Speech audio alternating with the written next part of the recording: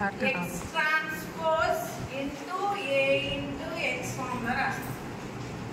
ఓకేనా? ఈ ఏనే మనం మ్యాట్రిక్స్ ఆఫ్ క్వాడ్రాటిక్ ఫార్మ్ అంటాం. ఏనేమంటుంది?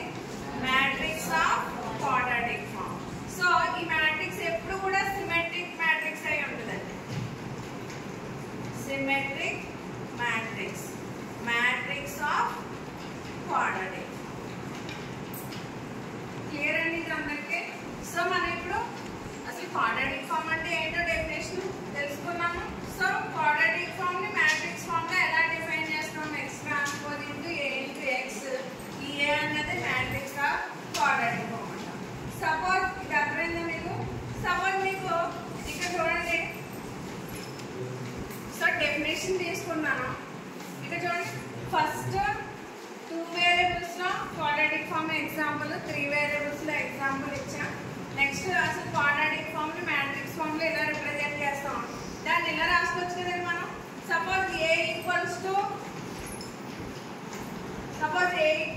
1 చూడండి, ఇక్కడ i equals to 1, j equals to 1 అన్నాం. aij xi xj అని. Okay, suppose i equals to 1, j equals to 1 తీసుకున్నాం అనుకోండి. ఎలా వస్తుంది మనకి ఎక్స్ప్రెషన్? a11 x12 అర్థమవుతుందండి.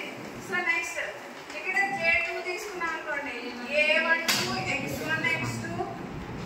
ఓకే, 2 తీసుకున్నాం అనుకోండి. a22 x22. సో ఇలా మనకి ఒక మ్యాట్రిక్స్ ఫామ్ లోకి వస్తుంది. సో దీని నుంచి మనం మ్యాట్రిక్స్ రాసుకోవాలంటే a11 a12 and so on a1n and so on an1 so on an. So ఇక్కడ మనకి ఇదేంటండి మ్యాట్రిక్స్?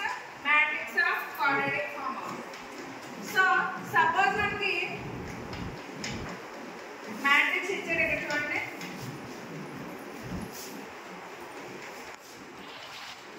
సో దీన్ని ఇలా రాసుకున్నాము, దీని ఎక్స్ప్రెషన్ దీన్ని ఇలా రాయొచ్చు కదండి. అర్థమైందా?